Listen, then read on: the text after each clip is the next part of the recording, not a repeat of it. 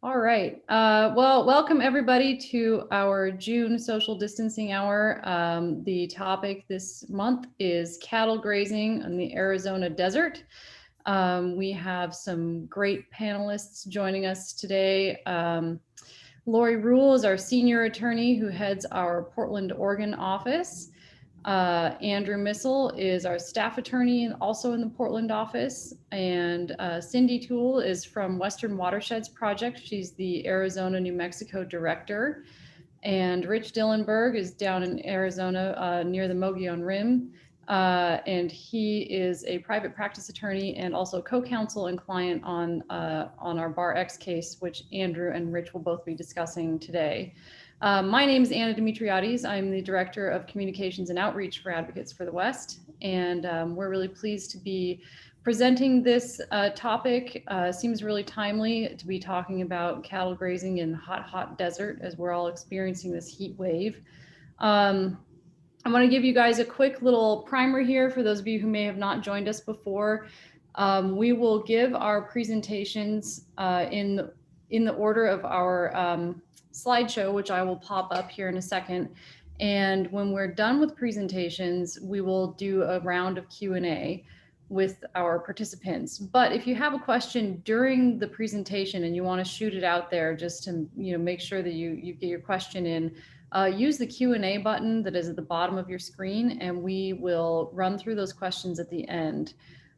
This is being recorded and we will put it on our YouTube channel when we are done. So I will send out a link to the YouTube recording tomorrow for any of you who want to share this recording with your friends, family, colleagues, whomever, and ranchers. Could send it to some ranchers, that might be nice. And other than that, I think, and Jen, also to let you know, so we are going to take a pause for the summer. We will not be doing these webinars for July and August because it's just too busy, too hot. Everybody's got things going on. They're trying to get away for vacation. So we will circle back around with a little refresh. I don't think we want to call it social distancing hour anymore, since I don't know that people want to be continually reminded of the pandemic, even though we are still in it. So look for us again in September with a little refresh. And with that, I am going to mute myself and hop off video and share my screen and hand it over to Lori. Thanks, Anna. Wait till she pops up. Oh, just kidding. Give me just a second here, folks. Sorry, this is always something that happens. I'm searching for my PowerPoint presentation. It's not coming up on my share screen for some reason, but I know I can figure it out. Well, I will start with the intro while you're figuring that out. So today we'll be talking about 3 areas. Oh, there we go. Today we'll be talking about 3 areas in Arizona, all of which have livestock grazing, cattle grazing to be specific. And all are which are areas that should not have cattle grazing. I'll be talking about the Sonoran Desert National Monument. This is a national monument that was designated in 2001 by President Clinton. It's a little bit southeast of Phoenix, Arizona, and it covers almost 500,000 acres. The area has a wide diversity of plants and animals. It has also a large number of cultural and historic resources. Some of the natural resources that are key on the monument are saguaro cactus forests and Sonoran desert tortoise, which is a candidate species for listing under the ESA. And I'll be talking about our litigation over that monument. Next, we'll turn to Andrew and Rich to talk about our Bar X litigation, which concerns an area called the Mogollon Rim and its vicinity. The Mogollon Rim is the southern edge of the Colorado Plateau. This is an area that's north of Phoenix, and it's a little bit higher elevation, so it's mostly ponderosa pine forests, a little bit cooler than down in Phoenix. Is home to lots of mule deer and elk and turkey and other wildlife. And a good chunk of this area that had not been grazed for 40 years, and the Forest Service decided to stick cows back out there in a new decision that just came out, and we're challenging that, which Andrew and Rich will be talking about. And then lastly, Cindy Toole will be talking about the San Pedro Riparian National Conservation Area, which is an area southeast of Tucson. It was designated as, I believe, the first riparian national conservation area in 1988. It's about 57,000 acres and contains 47 miles of river. And I believe the San Pedro is the last free flowing river in the Southwest. And again, you know, we're talking west, we're talking desert, we're talking riparian areas. So these areas are obviously critically important for many, many wildlife species. So you'll hear more about that from Cindy. So those are the three areas in Arizona we're going to focus on, all being degraded by livestock and all being litigated by advocates for the West and their partners. So for my part, I'm going to talk about the Sonoran Desert National Monument. Anna, if you want to move to the next slide, please. So the Sonoran Desert National Monument, like I said, was established in 2001 by President Clinton. The monument proclamation identifies a number of biological and cultural resources that are important. It identifies a number of different vegetation communities, a whole bunch of different wildlife. There's all kinds of mammals and birds and amphibians and reptiles on the monument that are supposed to be protected. And under the monument proclamation, in addition to identifying a lot of the resources that are to be protected, the proclamation also required completion of a management plan for the monument. And it also put restrictions on certain uses on the monument. So for instance, it has restrictions on off-road vehicle use, on mining and mineral extraction, and on livestock grazing. And what it says about livestock grazing is, and I guess I'm going to point you to the map on the left of the screen, and that is a map of most of the monument. The southern part is a little bit cut off. You can see the northern part is divided up by kind of reddish or brownish lines, and those individual areas are grazing allotments. And then there's a highway, which is Highway 8, which basically bisects the monument. And then to the south of that, this tannish area in the map is also part of the monument. And what the proclamation said was, south of I-8, the grazing that was occurring down there was going to end when those permits expired, which occurred in 2009. North of I-8, those allotments up there, BLM could allow grazing to continue on those allotments if it determined that the grazing was compatible with protecting all of the resources identified in the proclamation. So, okay, so great, proclamation came out. That was the gist of it. By 2008, they still had not done the monument management plan that the proclamation required. So that was the first lawsuit that Advocates for the West brought on behalf of Western Watersheds Project, arguing that the BLM had unreasonably delayed doing its management plan for this monument. And we ended up settling that lawsuit and getting an agreement for a deadline for them to complete their management plan. The deadline in the settlement agreement was 2011. They didn't quite make that. They came out with their plan in 2012. So mind you, this is now 11 years after the monument was designated, but nevertheless, they finally came out with their plan in 2012. Next slide, please, Anna. So the management plan that came out in 2012 covered a variety of activities. It covered travel planning, so vehicle use on the monument. It covered recreation use, and it covered livestock grazing. And we filed our lawsuit challenging just the grazing portion of the plan. We didn't challenge the other aspects of the plan. And the grazing portion of the plan basically was the determination about whether they could continue grazing on this northern part of the allotment. It's not quite, it's a little more than half of the monument that's north of I-8. And it's 6 basically parts parts or all of 6 grazing allotments. And in the monument management plan, the BLM closed a portion of the monument, about maybe a third of the area available, and allowed grazing to continue on the rest. And we challenged that because we determined that we didn't think that the analysis that they conducted was valid. Basically, what the BLM did, I'm going to go through this a little bit because you'll hear more about this in our current litigation. The BLM, in order to determine whether livestock grazing was compatible with protecting all of these other resources, the vegetation, the wildlife, the cultural resources, they did this land health evaluation. And it was essentially 3 steps in that process. First, they tried to identify what the desired conditions were for the plant communities in these areas.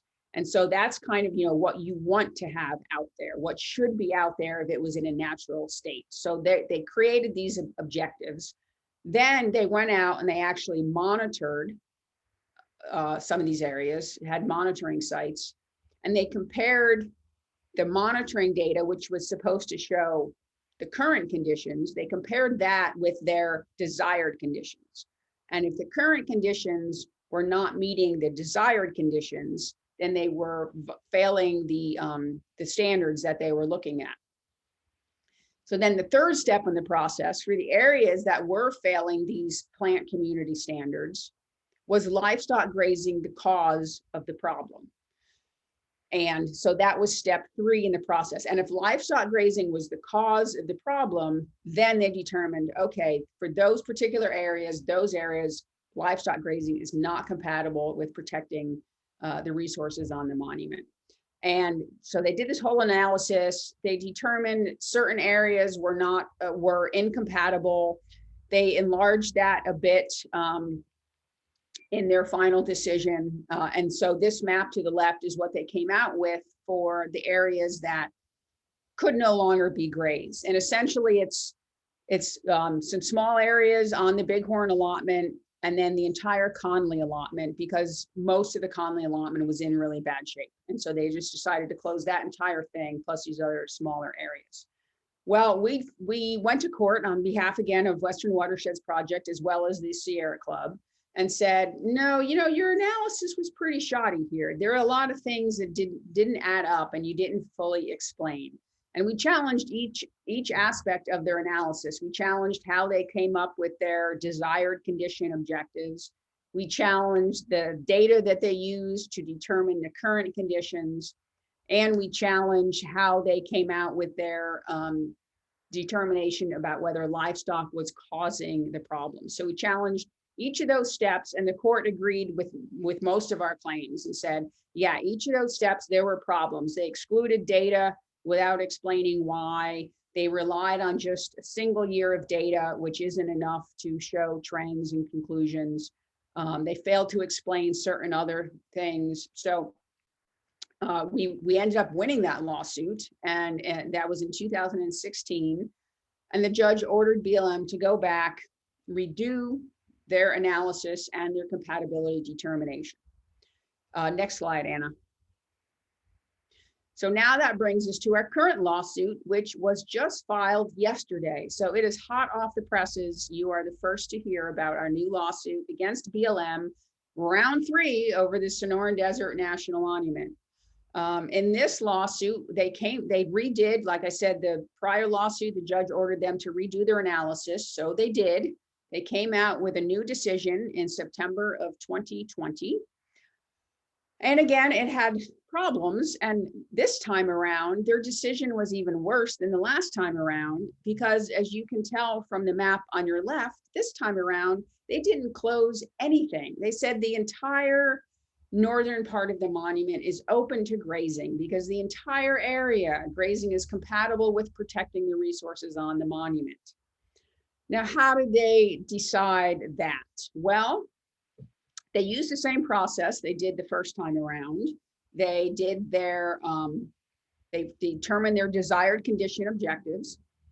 They looked at monitoring of current conditions to determine whether they were meeting objectives, and then they looked at whether livestock was causing the problems. In this instance, there were similar, I don't know about similar, but each step again had problems just like the last time around. So in this instance, they looked at, in order to set their desired condition objectives, they looked at areas that were more than 2 miles away from water sources because they assumed that cows don't move more than 2 miles away from any water source. And so if the cows don't move more than 2 miles from a water source, then those areas that are more than 2 miles away must be in a totally natural state. And if they're in a natural state, then that's what we want to have. And so those are the objectives that we're looking for. Turns out that cows do move more than 2 miles from water sources, but I'll come back to that in a moment. So that was the setting of the objectives. For the monitoring of the current conditions, interestingly, BLM ignored all of the prior data that they had collected on the monument.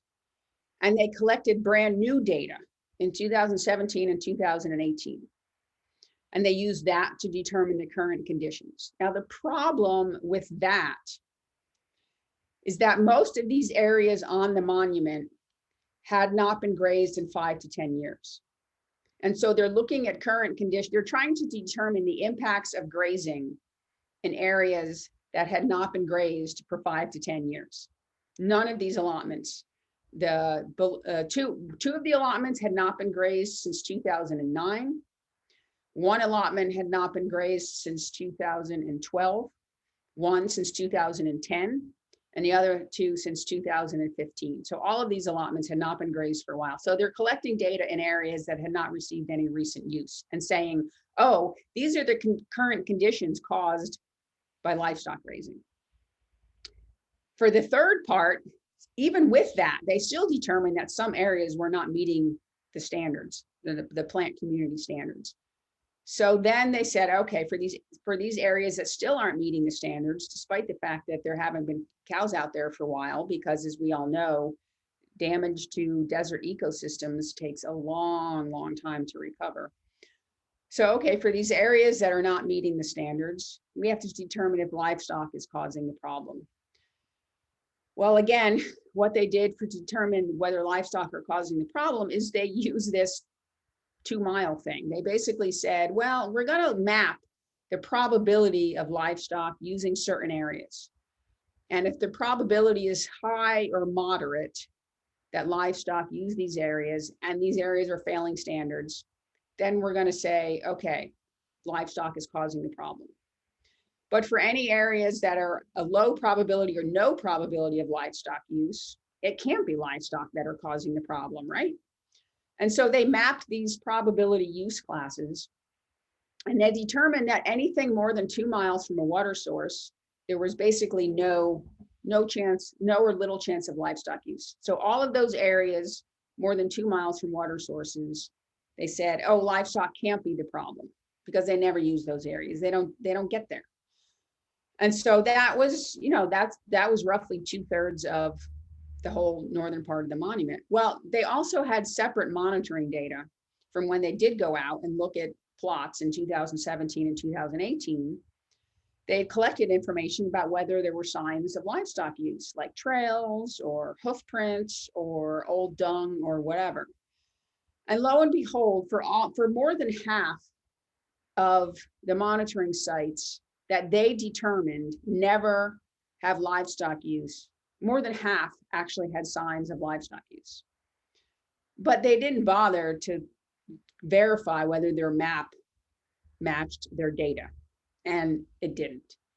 So we're bringing yet another lawsuit to challenge their latest resource management plan, their latest livestock grazing analysis, again, for these various flaws, how they set the objectives, the monitoring data that they're using, how they're determining whether livestock caused all of these problems. So it's kind of a repeat of round 2, slightly different analysis, slightly different claims. We're also bringing a claim. So those claims are basically They're violating the monument proclamation because they're not protecting the resources out there. Livestock are degrading the vegetation. They're impairing wildlife habitat, particularly for the Sonoran Desert tortoise, particularly for saguaro cactus forests. And they're also causing damage to cultural resources, which BLM did not adequately analyze.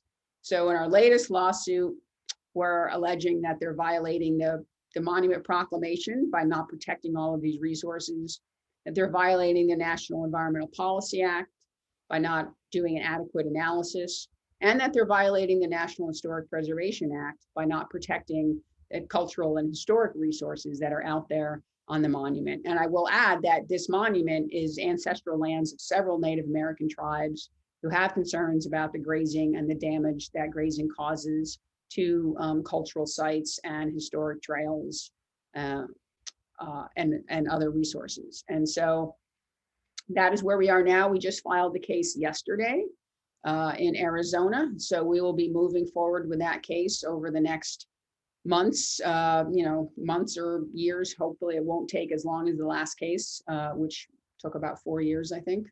So that is my story on the Sonoran Desert National Monument. And I will now turn it over to Andrew and Rich to talk about the Barex grazing allotment.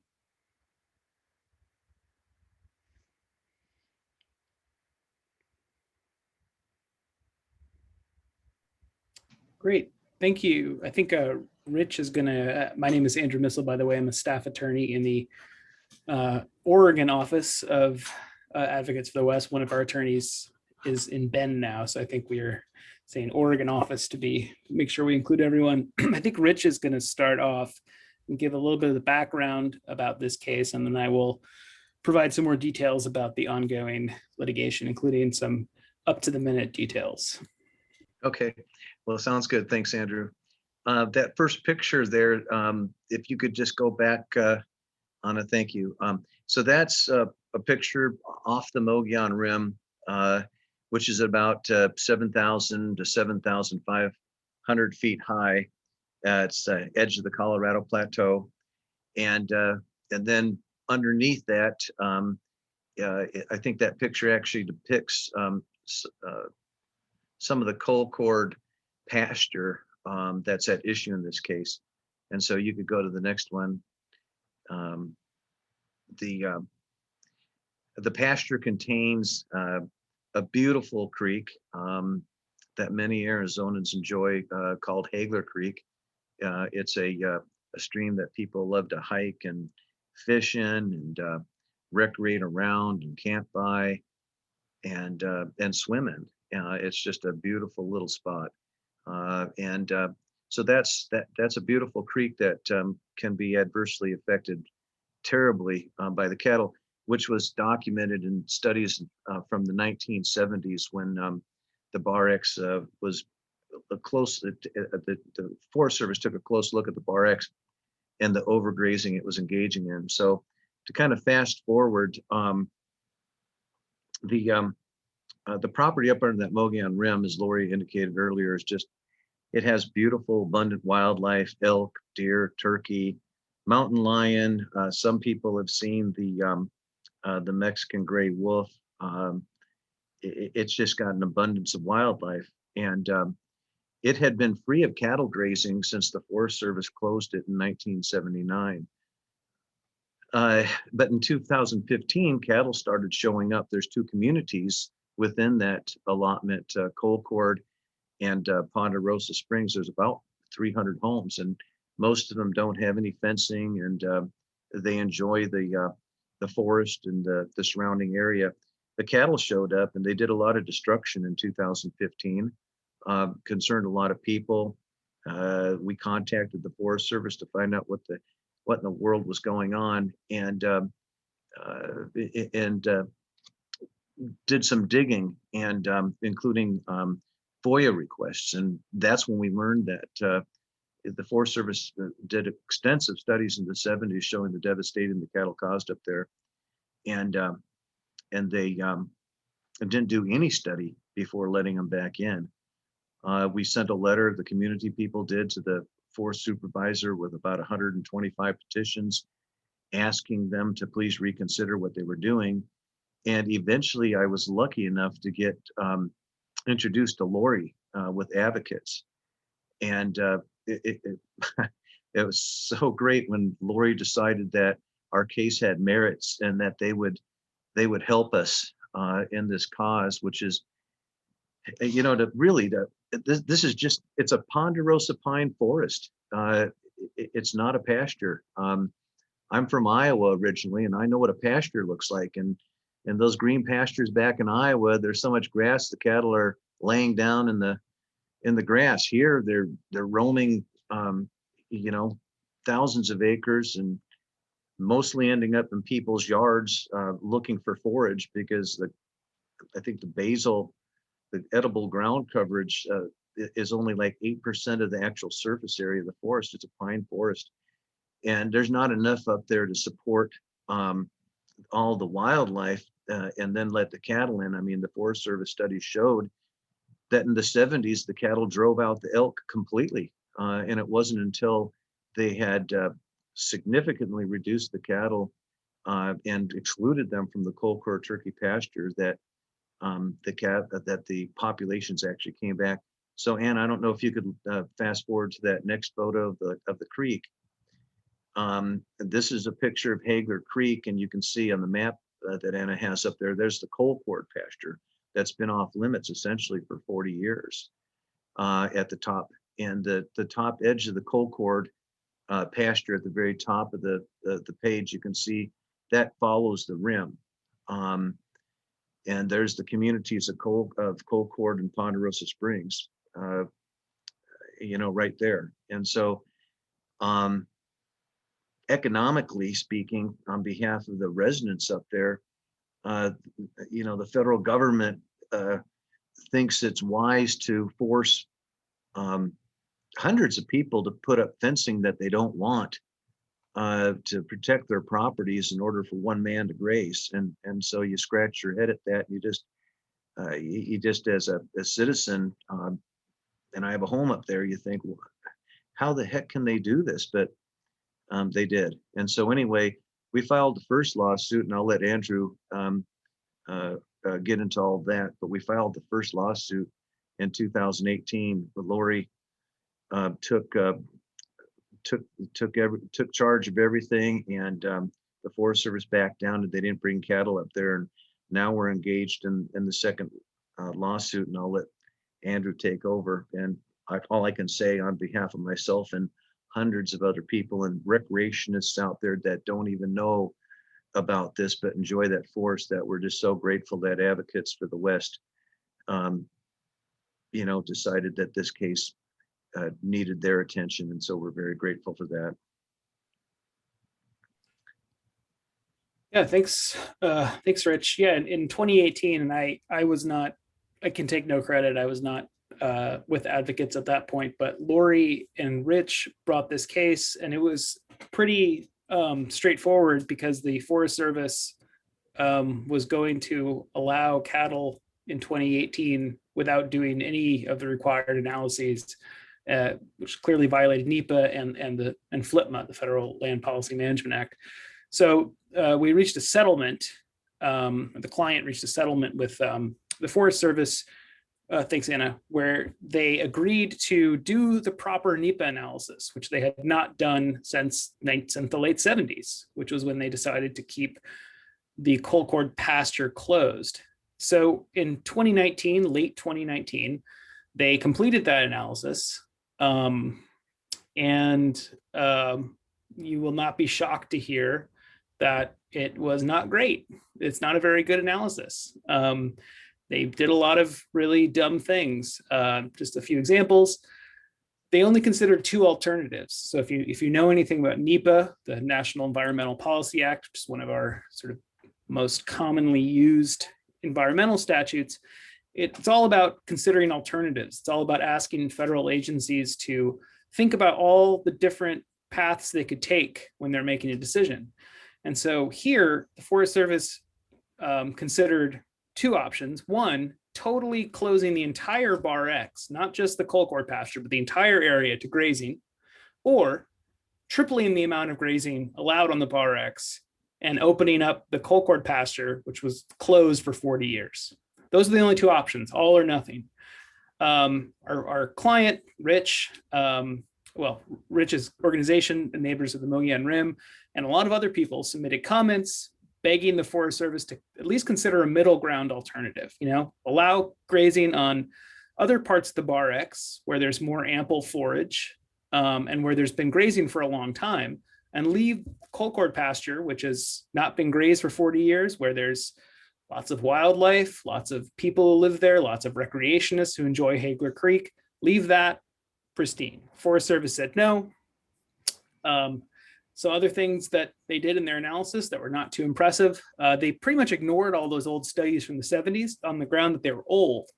And, it's not necessarily bad for an agency to sort of not look at old studies, but usually it's because they have newer studies.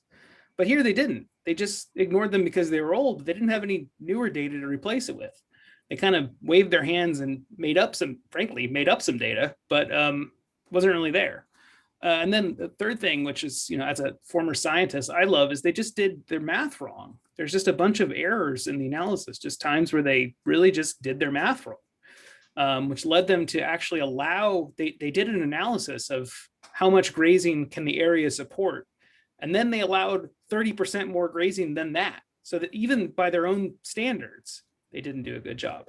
And I noticed in the comments, there was a question about BLM and about BLM, the sort of culture at BLM.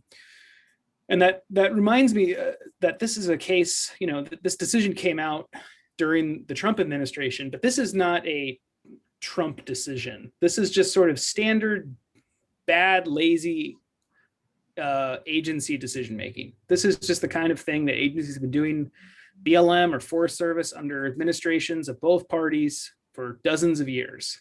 There's a sort of entrenched cultures there. They're beholden to whether it's mining interests or grazing interests or whatever. And they tend to come out with these, frankly, pretty lazy analyses. And that's what this is. So it's a bad decision, but it's sort of a run-of-the-mill standard bad agency decision. So we filed suit in February of 2020, actually. And then unfortunately, we found out, we filed summary judgment briefs. We were waiting for the court to issue a decision. And we found out in February of this, or March of this year, of 2021, that the Forest Service was going to allow grazing on the Colcord pasture again this year while our case was pending. So that's not great because, of course, those cows get out there, they can cause a lot of damage. As Rich mentioned, a lot of the people who live in the area don't have fences, so it's kind of hard to say, well, just don't fence your property this year, let the cows run over, and we'll wait for the court to come to a decision on our summary judgment motion. So we had to file a preliminary injunction motion, which unfortunately we just found out an hour ago that the court did not grant. We have a hearing on our summary judgment motion. Yeah, boo, very, very boo. We have a hearing on our summary judgment motion actually in late July, about a month from now. So hopefully we'll get a ruling from the court on that, sometime relatively soon. It's a real unfortunate, silly decision. And I think recent events have just made it more clear how silly this is, that there should not be cattle grazing there ever, but there certainly shouldn't be cattle grazing there now, given the drought conditions. And in fact, the Forest Service actually allowed the permittee's herd to get bigger from last year, even though the Forest Service knew there was that these drought conditions were going to stay the same or get worse. He allowed the herd to get bigger. And that's, the Forest Service has to manage the forest for a lot of different uses, but it's pretty clear that they're putting grazing above other uses, just as they are in the other cases we'll be talking about today. And so, we're hopeful that that the judge will see that point and we'll see the other points that we've made, because as I said, it's a pretty shoddy analysis that the Forest Service did. Ultimately, that's what we're going to be resting on. Yeah, so I think that's about all I have to say about the Bar X case. I think we can move on to Cindy, who's going to talk about the Sprinka case. Quick question for Anna. This ends at 6 o'clock. Is that correct? Yes, 6 your time. Mhm. Okay. I'm going to try to shorten mine up so we have time for questions and answers. And I also have Yeah, and I'm not sure, it doesn't look like we have one question in the Q&A, so don't feel like you need to rush. I think this is an important case to present, so. Well, thank you.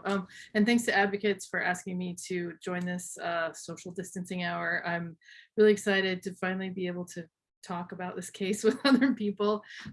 So what you're looking at is a picture of a riparian area in Southern Arizona. I actually think this one might be the Gila box or possibly Aravaipa.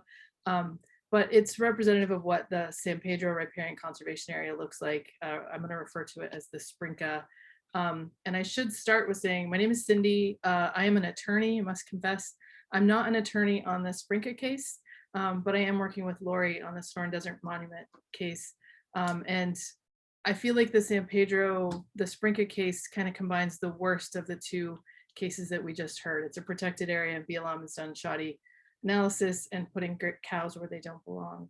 But I'm from Tucson, Arizona, which is also known as Chukshan, and it's the home of the Tono Atum people and the Pasquayaki people. And it has been continuously occupied for over 10,000 years. And the San Pedro Riparian National Conservation Area is the location of a Clovis site and some mammoth kill sites. It's got pretty continuous human occupation going back to the first time that humans were living here in Southern Arizona. So next slide, please. So I'm just going to give you a very quick overview of what the San Pedro Riparian National Conservation Area is, talk a little bit about why it's important, and then let you know what's happening and what we're doing to try to protect it. So you can see from the map of Arizona, the little inset map, that the Sprinka is located in southeastern Arizona. The area in yellow outlined in blue, that's going to be the San Pedro Riparian Conservation Area. And it was the first national conservation area designated. The next one would be the Gila Box Riparian National Conservation Area, also in Arizona. It was created out of a mix of Bureau of Land Management lands and state trust lands, and there's some private lands interspersed. So you can see towards the southern end of the Sprinka, there's a break near Palominas, and that's where some private land is in between the northern and the southern section of the Sprinka. So the northern end of the Sprinka is near St. David, and the southern end of the Sprinka is at the US-Mexico border. And I heard Lori mention that this was, the San Pedro is one of the last, or perhaps the last free-flowing river in the southeast, southwest. Unfortunately, the border wall basically just dammed it up, and BLM has plans to put gap fences in both the Baba Kamari and the San Pedro rivers. So hopefully we can stop that, but the free-flowing status is in jeopardy. The San Pedro River flows down the middle of the Sprinka. The Baba Kamari River is about midway across. It's a bluish turquoise line headed towards the west. And the Baba Kamari and the San Pedro River make up the riparian areas within the Sprinka. The San Pedro River itself flows north from Cananea, which is in Sonora, Mexico, all the way up towards Winkleman, where is the confluence with the Gila River. And it's about 140 miles long in total. Let's see. So you can see on this map that there's a lot of colors that flow within the Sprinka itself. Those are designations of critical habitat for the yellow-billed cuckoo, the northern Mexican garter snake, and the Huachuca water umbel.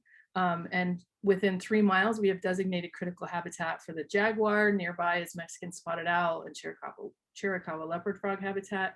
And we found out recently that a Mexican gray wolf has been reported and documented on the northern end of the Chiricahua Mountains. So this entire region is really ecologically important. And the San Pedro River itself is one of the last riparian areas in the region. So it's a real key piece of the ecological puzzle. Next slide, please. Oh, I'm sorry. Go back one. I'm sorry. I'm reading notes. I'm supposed to be on vacation, so my brain is a little checked out. The Sprinka was designated in 1988 by the Arizona-Idaho Conservation Act, and Congress designated it. And with the passage of that, they designated 46 miles of the San Pedro and Baba Kamari rivers. There's 55,000 acres. 12,000 of those acres are riparian, and there's 260 wetland acres. When the Congress designated the Sprinka, they mandated that the Secretary of Interior manage these lands and waters to conserve, protect, and enhance the riparian, aquatic, wildlife, scientific, recreational, and other conservation values of the area. And it was a very clear mandate to conserve, protect, and enhance. Livestock grazing was initially prohibited within most of the Sprinka, except for a few thousand acres that the BLM had acquired from the State Land Department in 1987, just prior to the designation of the Sprinka. Those lands had grazing leases held by state grazing permittees that were set to expire by 1996. And so the plan was that those grazing leases would expire and grazing would end, and then none of the Sprinka would be grazed. So otherwise, the Bureau of Land Management was only allowing uses of the Sprinka that were consistent with the enabling legislation that conserve, protect, and enhance mandate. And multiple use mandate that we find in FLTMA didn't really apply to this area the same way it would in other areas. Because if the use such as grazing didn't conserve, protect, and enhance the riparian and upland area, it was to be prohibited. So next slide, please. The San Pedro Riparian Conservation Area is home to 4 of the rarest habitat types in the Southwest. They're located, it's the Fremont Cottonwood and Gooding Willow forests. There are cienagas, there's big Sacaton grasslands, and there's mesquite bosques. It's recognized as a globally important bird area, and it's home to over 350 species of birds. And with that, the associated birders who come and spend a lot of money in the area, especially in Sierra Vista. Over the last 150 years, more than 80 species of mammals have called the area home, and it supports more than 50 reptiles and amphibians. And historically, it was home to 13 native fish. Right now, there's just 2 native fish, and that's the longfin dace and the desert sucker. And one of the reasons that the fish have largely been extirpated from this area is because of the historic livestock grazing that took place.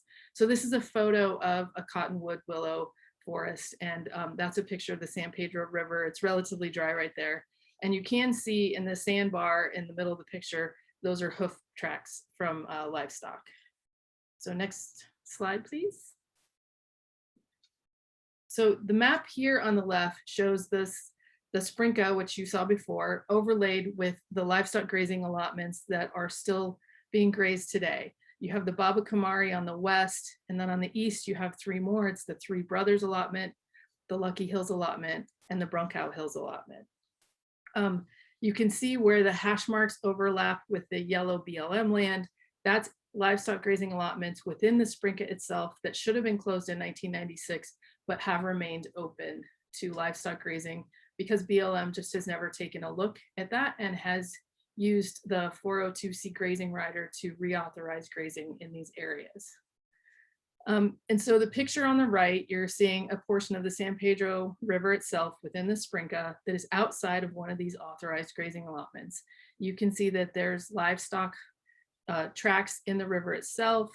You can see that the vegetation on the banks has been grazed over. You can see that, well, it's a little difficult to see, but the river itself is very green and has a lot of algae. That's the eutrophication from the livestock grazing. They urinate and defecate in the river channel itself, and it creates a lot of nutrients, which make it difficult for wildlife to survive, especially native fish and aquatic animals. And what you don't see in this picture is a really high level of E. coli. The BLM has been well aware for many years that E. coli is contaminating both the Baba Kamari and the San Pedro rivers, and that it is a health risk, and that it is actually from livestock grazing, both within the river channel itself, where they shouldn't be, and in the uplands where they're currently allowed. Next slide.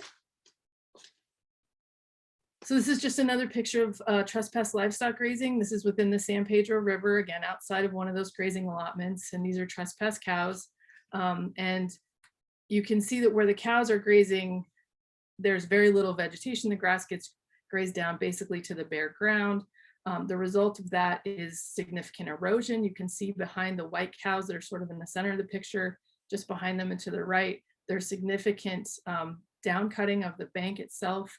So that happens because the cows remove the vegetation, and also because of the hoof action, they actually degrade the bank structure.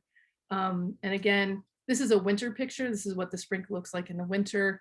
And the habitat there is very important for the wildlife. They've removed cover for wildlife.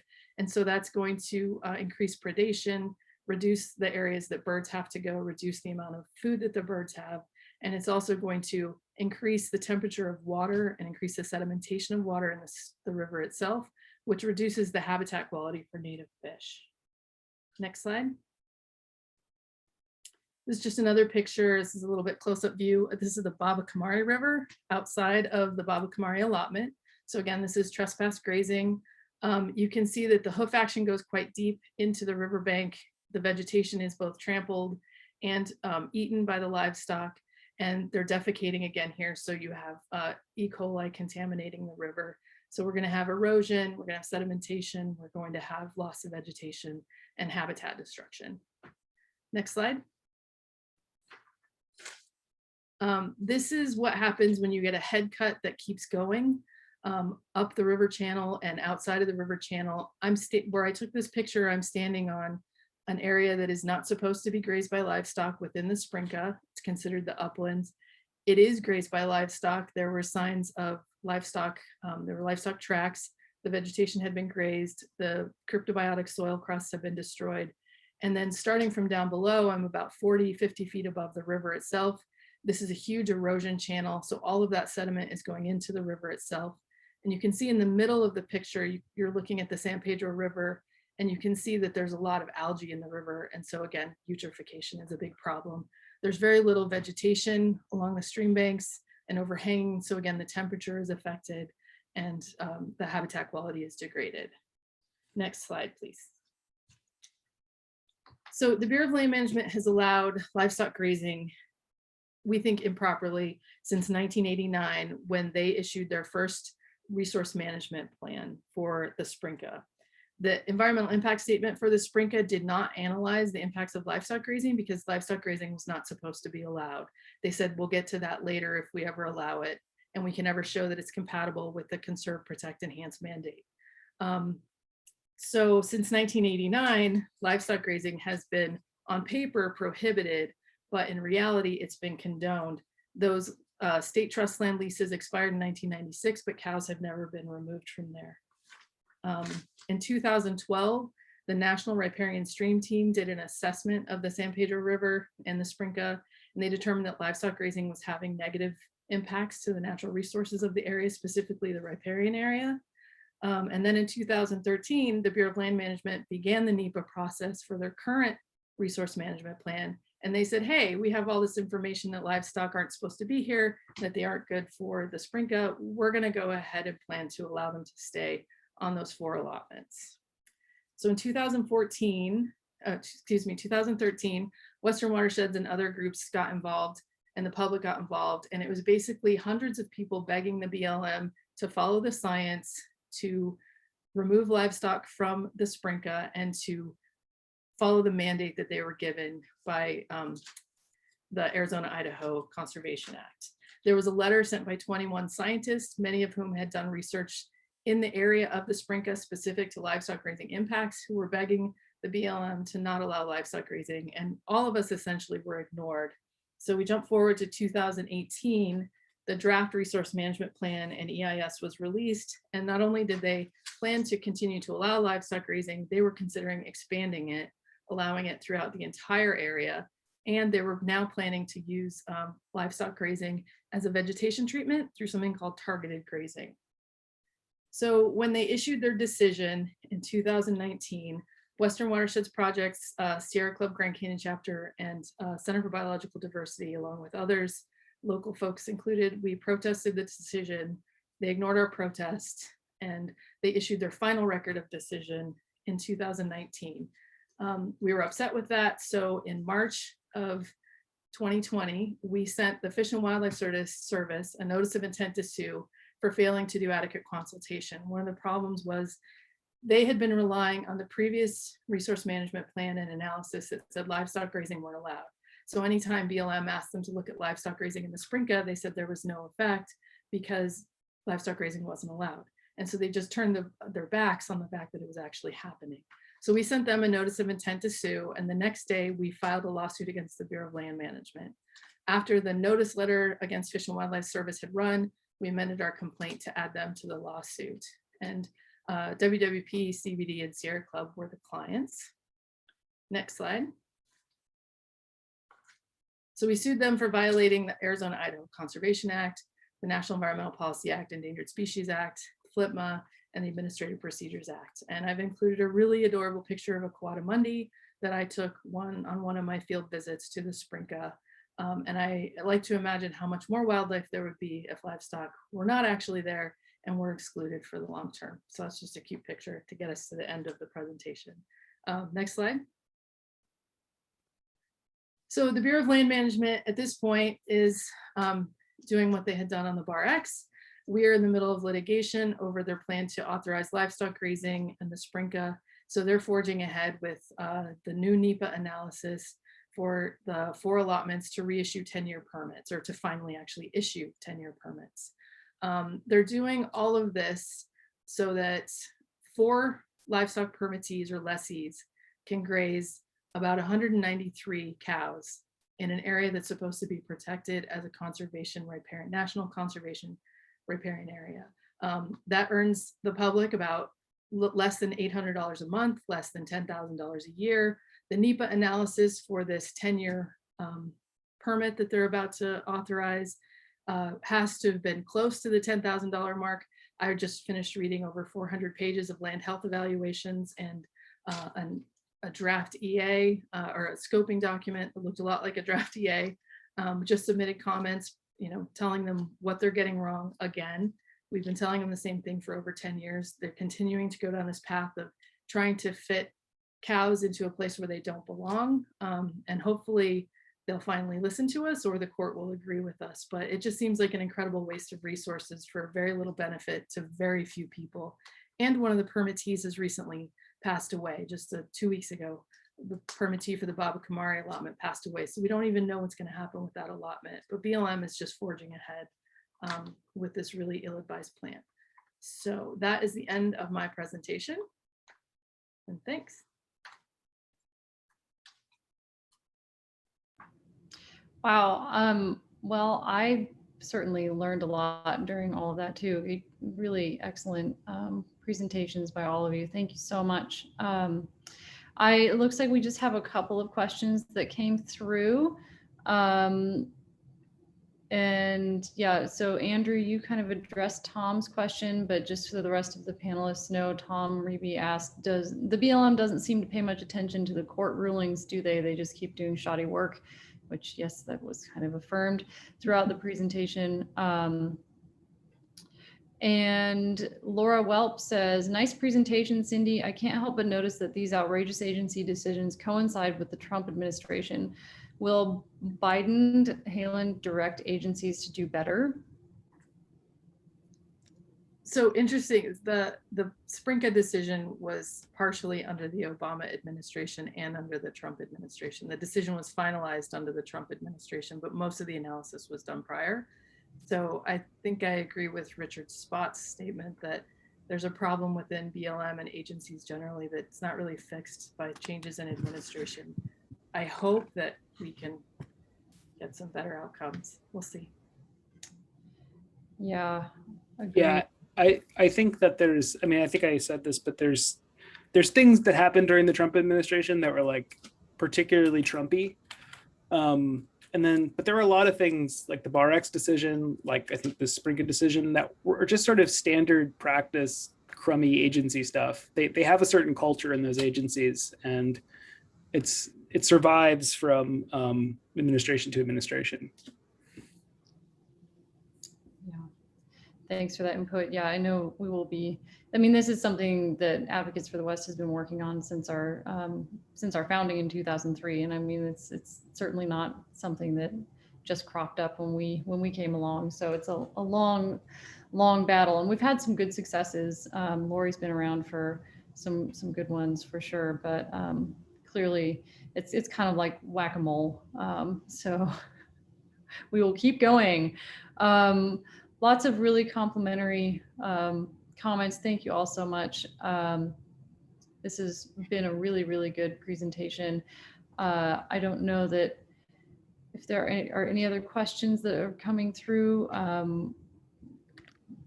Looks like we just have a lot of agreement. Cattle do not belong on public lands. So thank you all. I'm going to wrap up here by just thanking everyone again for joining us. I see a lot of familiar names out there and some new folks as well. We are grateful to all of you, and we couldn't do this work without you. So thank you for your support. I hope that you will consider also supporting Western Watersheds Project and the incredible work that they do. And thank you, Rich, for joining us and for reaching out to us about the case in the first place. I mean, it's really been a pleasure to work with you over the years. And that's how we get things done. You know, people reach out to us and they ask for help. And this is why we are here. And we are here also because of all of you and all of our donor support. So thank you all. We will be back in September. I will send out this recording tomorrow, and also the PowerPoint presentation if anybody wants that, just so that you can look at those maps again, because they're really a lot of great information there. Thanks again to our panelists, and we'll be seeing you all again soon. Good night.